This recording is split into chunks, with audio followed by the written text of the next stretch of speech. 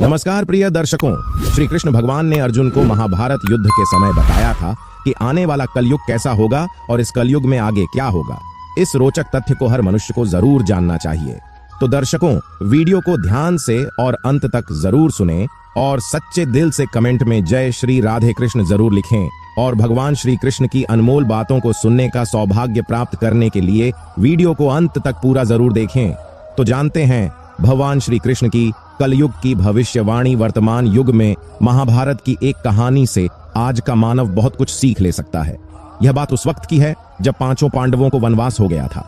वनवास जाने से पूर्व पांडवों ने भगवान श्री कृष्ण से कहा कि हे श्री कृष्ण, अभी यह द्वापर का अंत काल चल रहा है, आप हमें बताइए कि आने वाले कलयुग में कलिकाल की चाल या गति क्या होगी, कैसी होगी। श्री कृष्ण कहते हैं, तुम पांचों भाई वन में जाओ और जो कुछ भी दिखे वह आकर मुझे बताओ, मैं तुम्हें उसका प्रभाव बताऊंगा। पांचों भाई वन में चले गए। वन में उन्होंने जो देखा उसको देखकर वे आश्चर्यचकित रह गए। आखिर उन्होंने वन में क्या देखा और श्री कृष्ण ने क्या जवाब दिया, यह एक रोचक बात है, इसे पूरा जरूर सुनो। पांचों भाई जब वन में रहने लगे तो एक बार चारों भाई अलग अलग दिशाओं में वन भ्रमण को निकले। युधिष्ठिर भ्रमण पर थे तो उन्होंने एक जगह पर देखा कि किसी की 2 सूंड है। यह देखकर युधिष्ठिर के आश्चर्य का ठिकाना नहीं रहा। अर्जुन दूसरी दिशा में भ्रमण पर थे। कुछ दूर जंगल में जाने पर उन्होंने जो देखा उसे देखकर वे आश्चर्य में पड़ गए। उन्होंने देखा कि कोई पक्षी है, उसके पंखों पर वेद की बातें लिखी हुई है, पर वह पक्षी मुर्दे का मांस खा रहा है। दोनों भाइयों की तरह भीम भी भ्रमण पर थे। भीम ने जो देखा वह भी आश्चर्यजनक था। उन्होंने देखा कि गाय ने बछड़े को जन्म दिया है। जन्म के बाद वह बछड़े को इतना छाट रही है कि बछड़ा लहूलुहान हो गया। सहदेव जब भ्रमण पर थे तो उन्होंने चौथा आश्चर्य देखा कि 6-7 कुएं हैं और आसपास के कुएं में पानी है, किंतु बीच का कुआं खाली है। बीच का कुआं गहरा है, फिर भी पानी नहीं है। उन्हें यह देखकर गौर आश्चर्य हुआ कि ऐसा कैसे हो सकता है। नकुल भी भ्रमण पर थे और उन्होंने भी एक आश्चर्यजनक घटना देखी। नकुल ने देखा कि एक पहाड़ के ऊपर से एक बड़ी शिला गिरती हुई आती है और कितने ही वृक्षों से टकराकर उनको नीचे गिराते हुए आगे चली जाती है। विशालकाय वृक्ष भी उसे रोक ना सके। इसके अलावा वह शिला कितनी ही अन्य शिला के साथ टकराई, पर फिर भी वह रुकी नहीं।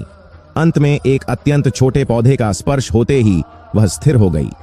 पांचों भाइयों ने अपने देखे गए दृश्य की चर्चा की और शाम को श्री कृष्ण को अपने अनुभव सुनाए। सबसे पहले युधिष्ठिर ने कहा कि मैंने तो पहली बार 2 सूंड वाला हाथी देखा, यह मेरे लिए बहुत ही आश्चर्यजनक था।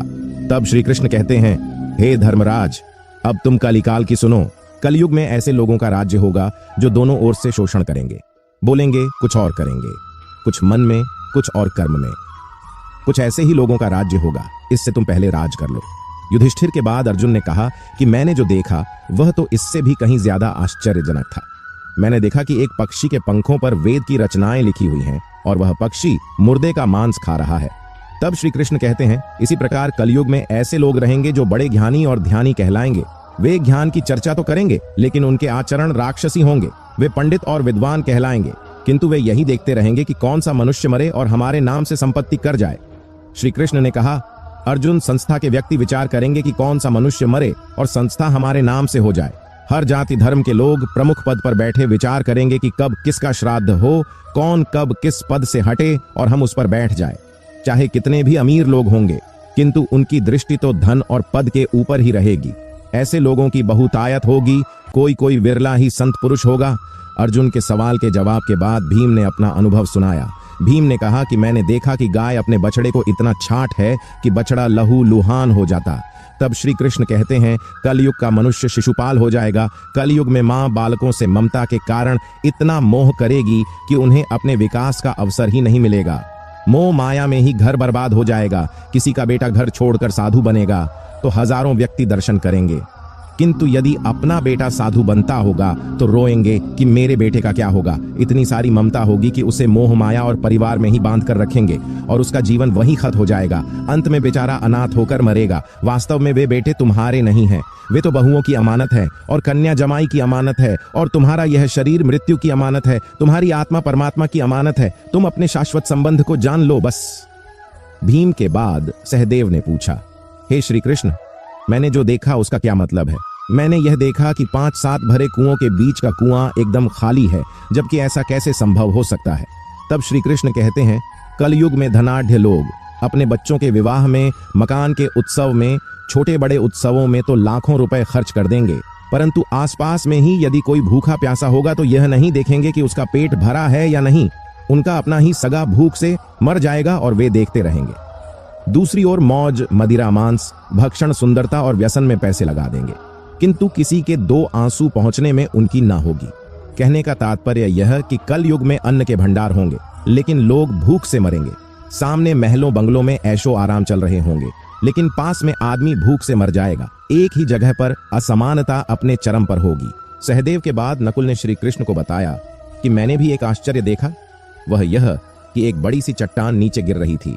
उसे वृक्ष और चट्टानें भी रोक ना पाई, किंतु एक छोटे से पौधे से टकराते ही वह चट्टान रुक गई। तब श्री कृष्ण ने कहा, कलयुग में मानव का मन नीचे गिरेगा, उसका जीवन पतित होगा। ये पतित जीवन धन की शिलाओं से नहीं रुकेगा, नहीं सत्ता के वृक्षों से रुकेगा, किंतु हरि नाम के एक छोटे से पौधे से, हरि कीर्तन के एक छोटे से पौधे से मनुष्य जीवन का पतन होना रुक जाएगा।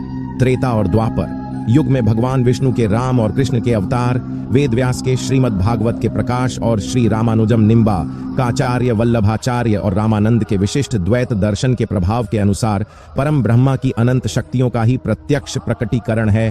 पद्म पुराण, अध्यात्म रामायण और रामचरितमानस के राम के धाम में और गोलोक में निवास करते श्री कृष्ण की भांति अनंत काल तक विहार करते हैं। गोस्वामी तुलसीदास के रामचरितमानस के अनुसार ब्रह्मा और शिव के नेतृत्व में सभी देवता भगवान विष्णु को अवतार लेने की प्रार्थना करने के लिए ना तो वैकुंठ गए और ना ही क्षीर सागर, किंतु राम को सूक्ष्म अग्नि की तरह उपस्थित होने के लिए, जैसी भगवान शिव द्वारा सलाह दी गई है, जहां थे वहीं से उन्होंने प्रार्थना की और उनके अवतार के बारे में भगवान का उन्हें आश्वासन मिला। इसमें आगे बताया गया है कि मनु ने इसके लिए गौर तपस्या की। ब्रह्मा, विष्णु और शिव ने उनसे बार बार संपर्क किया गया, किंतु दंपति ने जोर देकर यही कहा कि वे चाहते हैं कि परम ब्रह्मा स्वयं प्रकट होकर उन्हें आशीर्वाद दें। वे वरदान के लिए ब्रह्मा, विष्णु और शिव के आश्वासन से कदापि संतुष्ट नहीं हुए। वे चाहते थे कि जो स्वरूप शिव के हृदय में बसता है, जिसके बारे में महान योगियों का ध्यान रहता है और जो भूसुंडी की अंतरात्मा की भक्ति के महासागर में हंस की तरह तैरता है, ज्ञान, योग और भक्ति तीनों के रूप में स्वयं होकर उन्हें आशीर्वाद दे के लिए ही वे तपस्या कर रहे हैं। इसी तरह श्रीमद् भागवत में भी भगवान कृष्ण में वेद व्यास ठीक आरंभ में ही संसार के नियंता पूर्ण ब्रह्मा के पूर्ण सत्य का पता लगाने के लिए प्रतिज्ञा करते हुए कहते हैं, इस प्रकार राम तुलसीदास के लिए मात्र पुराणों के भगवान विष्णु के अवतार नहीं है और ही वेद व्यास के लिए कृष्ण ईश्वर कृष्ण है। इस दर्शन पर प्रकाश डालने के लिए तुलसीदास ने आगे अनेक इतिवृत्त समेटे हैं। उनके अनुसार जिस समय राम रावण द्वारा सीता के अपहरण पर विलाप कर रहे थे, उस समय अगस्त्य के आश्रम से लौटते समय शिव और सती उस स्थान से होकर गुजरे। सती राम के विलाप को एक सामान्य मनुष्य की तरह ही देखकर विस्मित हुई और उन्हें कभी सर्वोच्च देवता के रूप में स्वीकार करने के लिए तैयार नहीं होते हैं। उन्होंने भी राम की शक्ति के संबंध में परीक्षा करने का निर्णय किया और उन्हें आश्चर्यचित्त करने के लिए सीता का रूप ले लिया। इसने भगवान शिव को इस सीमा तक शुद्ध कर दिया कि जब तक वे पार्वती के रूप में एक बार फिर से जन्म नहीं ले लेती हैं, वे तब तक के लिए उनका त्याग कर देते हैं। इस प्रकार श्रीमद् भगवत और राम का केंद्रीय विषय मुख्यतः इस संदेह का ही निवारण है कि वे मात्र विष्णु के अवतार हैं। भारतीय दार्शनिक दृष्टि के भगवान 3 प्रकार के हैं।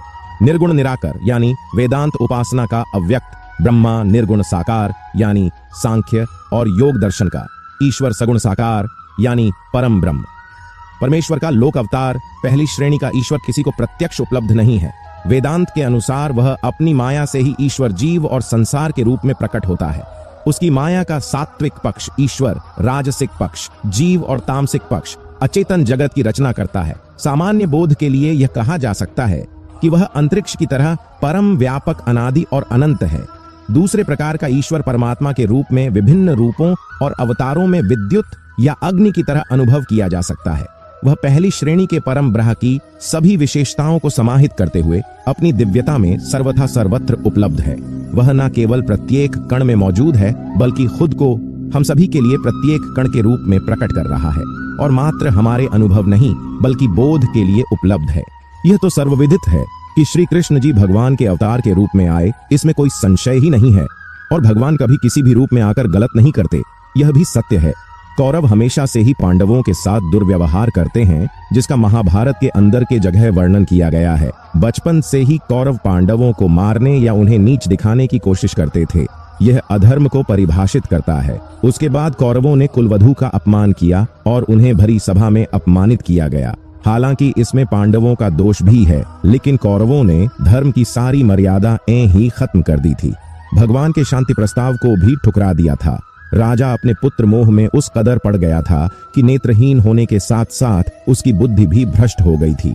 संजय, जय विधुर, पितामह भीष्म इस युद्ध का परिणाम जानते थे और उन्होंने युद्ध न हो इसका प्रयास भी किया, लेकिन कौरवों को अपनी शक्ति पर अभिमान था। यदि कौरव जीत जाते तो आप अनुमान लगा सकते हैं, जो अपने परिवार की सबसे बड़ी बहू अर्थात अपने बड़े भाई की पत्नी का सम्मान नहीं कर सकता, वह राजा बनने और अपना कोई दुश्मन शेष न होने के बाद जनता को क्या समझता और कितना जुल्म करता, यह आप सहज ही समझ सकते हैं। कौरवों के जीवित रहने का मतलब होता अधर्म का जीवित रहना, और भगवान ने कौरवों को मारने के लिए अवतार नहीं लिया था, बल्कि उन्होंने अधर्म को मारने के लिए अवतार लिया था। यदि भगवान ने अधर्म की जगह सिर्फ कौरवों को मारने के लिए अवतार लिया होता तो कंस, जरासंध, शिशुपाल ये सभी अधर्मी जीवित बच जाते और धर्म की स्थापना हो ही नहीं पाती। महाभारत युद्ध के बाद पांडवों ने धर्म की नीति पर कार्य किया और भगवान द्वारा दिखाए गए धर्म के मार्ग पर आगे बढ़े, और जब तक जीवित रहे धर्म को जीवित रखा। अंत में इस गौर कलिकाल से बचने का एकमात्र तरीका यह है कि व्यक्ति को वेदों की ओर लौट आना चाहिए और हर समय हरि कीर्तन करके खुद को सुरक्षित रखना चाहिए। जो व्यक्ति धर्म से विमुख होकर रहेगा वह कहीं भी कभी भी अकाल मौत को प्राप्त होगा या हर समय दुखी और संकटों से ही घिरा रहेगा। प्रिय मित्रों, इस कलयुग से अगर आप बचना चाहते हैं तो गलत लोगों के साथ दूरियां बनाए रखें और भजन कीर्तन करते रहिए एवं भागवत गीता के पाठ अवश्य करें। आप ईश्वर की पूजा आराधना में लगे रहिए, इससे आपके जो भी बुरे कर्म के फल रहेंगे वह भी समाप्त हो जाएंगे और आने वाले समय में इस कलयुग से आपको मुक्ति मिलेगी।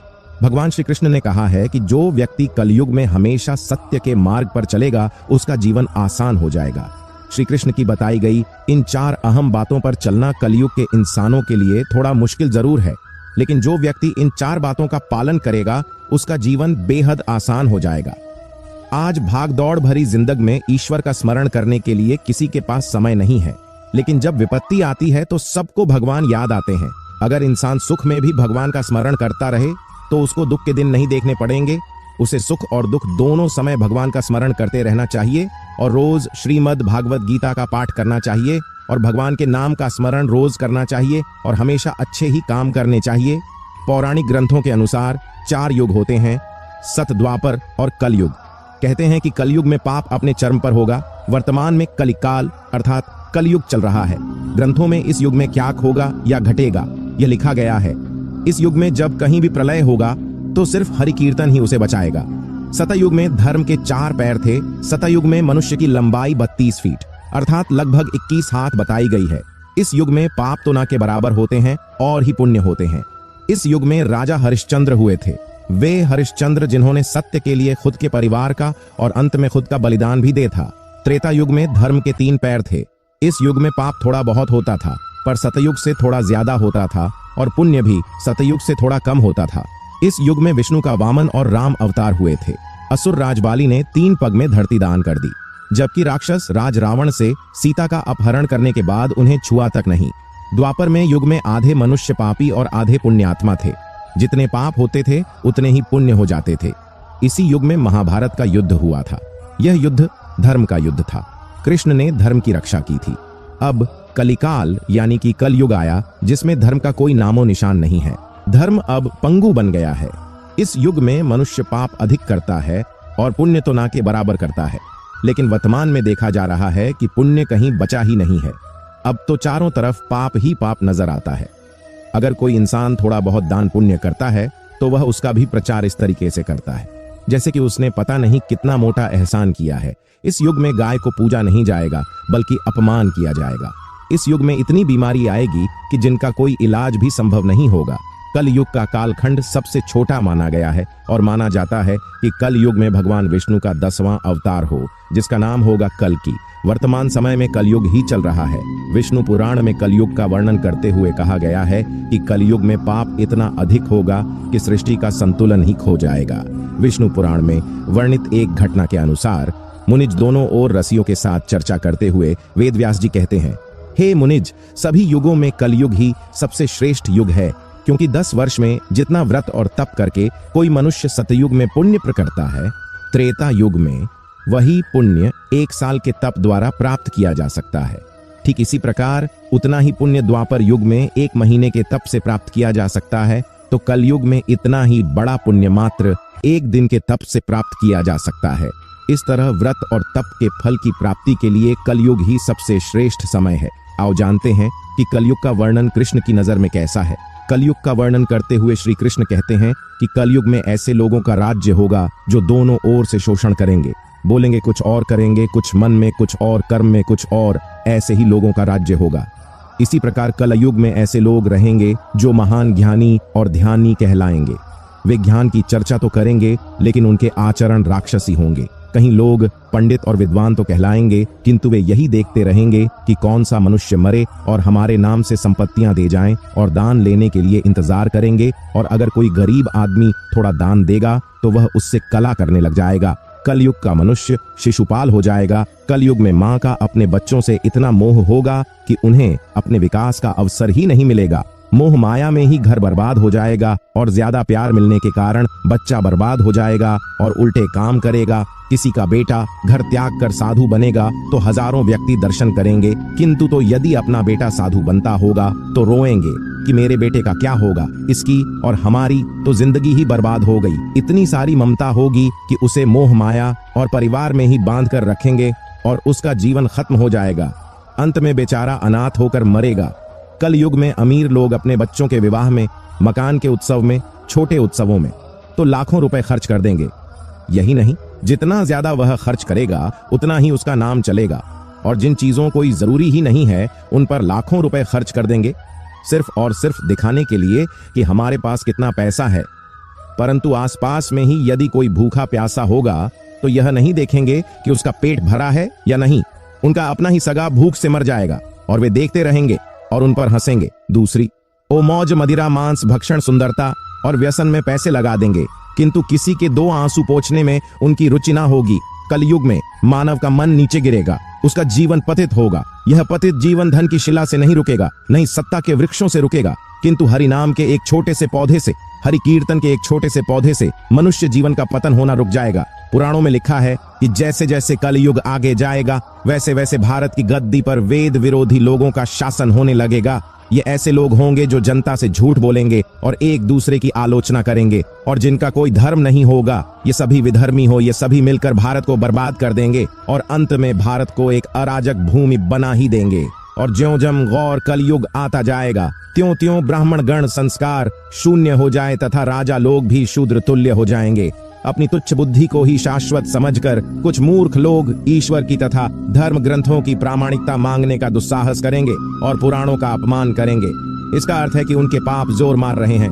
जब सभी वेदों को छोड़कर शून्य हो जाएंगे और छोटी बातों को लेकर ही यह क्रोध के मारे आग बबूला हो जाएंगे, ये दुष्ट लोग स्त्री बच्चों गांव और ब्राह्मणों को मारने में भी नहीं हिचक के दूसरे की स्त्री और धन हथिया लेने में ये सदा उत्सुक रहेंगे, और इनकी आयु थोड़ी होगी। ये लोग दूसरों की बहू बेटी पर बुरी दृष्टि डालेंगे और उन्हें परेशान करेंगे और उनके साथ गलत काम करेंगे। राजा के वेश में यह मले ही होंगे। भविष्य उत्तर पुराण के अनुसार बमाजी ने कहा, हे नारद, भयंकर कलयुग के आने पर मनुष्य का आचरण दुष्ट हो जाएगा और योगी भी दुष्ट चित्त वाले होंगे। संसार में परस्पर विरोध फैल जाएगा। ब्राह्मण क्षत्रिय वैश्य दुष्ट कर्म करने वाले होंगे और विशेषकर राजाओं में चरित्रहीनता आ जाएगी। देश और गांव गांव में कष्ट फैल जाएंगे। संत जन दुखी होंगे। अपने धर्म को छोड़कर लोग दूसरे धर्म का आश्रय लेंगे। देवताओं का देवत्व भी नष्ट हो जाएगा और उनका आशीर्वाद भी नहीं रहेगा। मनुष्यों की बुद्धि धर्म से विपरीत हो जाएगी और पृथ्वी पर पाप और झूठ के राज्य का विस्तार हो जाएगा।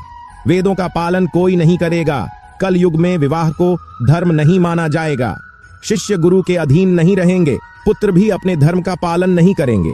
कोई किसी कुल में पैदा ही क्यों ना हुआ हो, जो बलवान होगा वही कल युग में सबका स्वामी होगा। सभी लोग कन्या बेचकर अपना निर्वाह करेंगे। कल युग में जो भी किसी का वचन होगा वही शास्त्र माना जाएगा। कल युग में कम धन से भी मनुष्यों में घमंड होगा। स्त्रियों को अपने केशों पर ही रूपवती होने का गर्व होगा।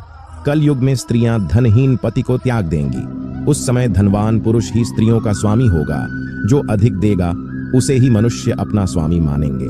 उस समय लोग प्रभुता के ही कारण संबंध रखेंगे। सारी राशि घर बनाने में ही समाप्त हो जाएगी।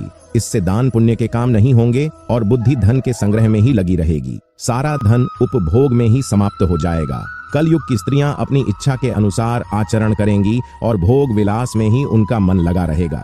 अन्याय से धन पैदा करने वाले पुरुषों में उनकी आसक्ति होगी। कलयुग में सब लोग सदा सबके लिए समानता का दावा करेंगे, लेकिन एक दूसरे से जलेंगे और नफरत करेंगे।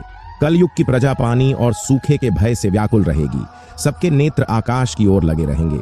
वर्षा ना हो से मनुष्य तपस्वी लोगों की तरह फल फूल पत्ते खाकर अपना भरण पोषण करेंगे। कलयुग में सदा अकाल ही रहेगा। सब लोग हमेशा किसी न किसी कलेश से घिरे रहेंगे। किसी तो सुख भी मिल जाएगा तो फिर वह सब पर राज करेगा। सब लोग बिना स्नान करे ही भोजन करेंगे। देव पूजा, अतिथि सत्कार, श्राद्ध और तर्पण की क्रिया कोई नहीं करेगा। कलयुग की स्त्रियां लोभी नाटी, अधिक खाने वाली और मंद भाग्य वाली होंगी। गुरुजनों और पति की आज्ञा का पालन नहीं करेंगी तथा पर्दे के भीतर भी नहीं रहेंगी। अपना ही पेट पाल लेंगी, क्रोध में भरी रहेंगी, देह शुद्धि की ओर ध्यान नहीं देंगी तथा असत्य और कटु वचन बोलेगी। इतना ही नहीं, वे दुराचारी पुरुषों से मिलने की अभिलाषा करेंगी और जितना ज्यादा हो सकता है अपने ही शरीर का प्रदर्शन करेगी। ब्रह्मचारी लोग वेदों में कहे गए व्रत का पालन किए बिना ही तप करेंगे। गृहस्थ पुरुष ना तो हवन करेंगे ना ही उचित दान देंगे। वनों में रहने वाले वन के कंद मूल आदि से निर्वाह न करके ग्रामीण आहार का संग्रह करेंगे और सन्यासी भी मित्र आदि के स्नेह बंधन में बंधे रहेंगे और वह भी स्त्रियों के प्रति गंदी नजर रखेंगे। कल युग आने पर राजा प्रजा की रक्षा न करके बल्कि कर के बहाने प्रजा के ही धन का अपहरण करेंगे। अधम मनुष्य संस्कारहीन होते हुए भी पाखंड का सहारा लेकर लोगों को ठगने का काम करेंगे। उस समय पाखंड की अधिकता और अधर्म की वृद्धि होने से लोगों की आयु कम होती चली जाएगी। उस समय 5, 6 अथवा 7 वर्ष की स्त्री और 8 या 10 वर्ष के पुरुषों से ही संतान होने लग जाएगी। घोर कलयुग आने पर मनुष्य 20 वर्ष तक भी जीवित नहीं रहेंगे। उस समय लोग मंद बुद्धि वाले, व्यर्थ के चिन्ह धारण करने वाले, बुरी सोच वाले होंगे। लोग ऋण चुकाए बिना ही भूल जाएंगे तथा जिसका शास्त्र में कहीं विधान नहीं है ऐसे यज्ञों का अनुष्ठान होगा। मनुष्य अपने को ही पंडित समझेंगे और बिना प्रमाण के ही सब कार्य करेंगे। तारों की ज्योति फीकी हो जाएगी, 10 दिशाएं विपरीत होंगी। पुत्र पिता को तथा बहुए सास को काम करने को कहेगी। अपने माता पिता को घर से बाहर निकाल देंगे और उनका अपमान करेंगे। पर कल युग में वे लोग सिर्फ एक धागा पहनकर अपने ब्राह्मण होने का दावा करेंगे। जो व्यक्ति बहुत चालाक और स्वार्थी होगा वह इस युग में बहुत विद्वान माना जाएगा। इस युग में जिस व्यक्ति के पास धन नहीं होगा वह अधर्मी, अपवित्र और बेकार माना जाएगा। विवाह बस एक समझौता होगा। 2 लोगों बस स्नान करके समझेंगे कि वे अंतरात्मा से भी साफ सुथरे हो गए हैं। पेट भरना लोगों का लक्ष्य हो जाएगा। ऐसा माना जाएगा कि मनुष्य की सुंदरता उसके बालों से होगी। भ्रष्ट लोगों से भर जाएगी और लोग सत्ता हासिल करने के लिए एक दूसरे को मारेंगे। अकाल और अत्यधिक करों द्वारा परेशान लोग पत्ते, जड़, मांस, जंगली शहद, फल फूल और बीज खाने को मजबूर हो जाएंगे। जब सूखा पड़ेगा, ठंड, हवा, गर्मी, बारिश और बर्फ ये सब लोगों को बहुत परेशान करेंगे। श्री कृष्ण ने कहा था ऐसा होगा। कलयुग, सतयुग में, शिव त्रेता में, राम द्वापर में, श्री कृष्ण और कलिकाल में भगवान बुद्ध हिंदू धर्म के केंद्र में है। लेकिन श्री कृष्ण ने धर्म को भूत, वर्तमान और भविष्य का धर्म बताया गया है। श्री कृष्ण का जीवन ही हर तरह से शिक्षा देने वाला है। महाभारत और गीता विश्व की अनुपम कृति है। महाभारत हिंदुओं का ही नहीं समस्त मानव जाति का ग्रंथ है। इससे प्रत्येक मानव को एक अच्छी शिक्षा और मार्ग मिल सकता है। प्रत्येक मनुष्य को इसे पढ़ना चाहिए, सुनना चाहिए। महाभारत में जीवन से जुड़ा ऐसा कोई सा भी विषय नहीं है जिसका वर्णन ना किया गया हो और जिसमें जीवन का कोई ध्यान ना हुआ हो। महाभारत में देश, धर्म, न्याय, राजनीति, समाज, योग, युद्ध, परिवार, ज्ञान, विज्ञान, अध्यात्म, तकनीकी आदि समस्या विषयों का वर्णन मिलेगा। तो प्रिय दर्शकों, उम्मीद करता हूं कि आपको वीडियो पसंद आया होगा और आप हमारे चैनल पर नए हो तो वीडियो को लाइक और चैनल को सब्सक्राइब जरूर करें और कमेंट में जय श्री राधे कृष्णा जरूर लिखें। आपके एक लाइक से ही हमें प्रेरणा मिलती है और हम मोटिवेट होते हैं। धन्यवाद। जय श्री राधे कृष्णा।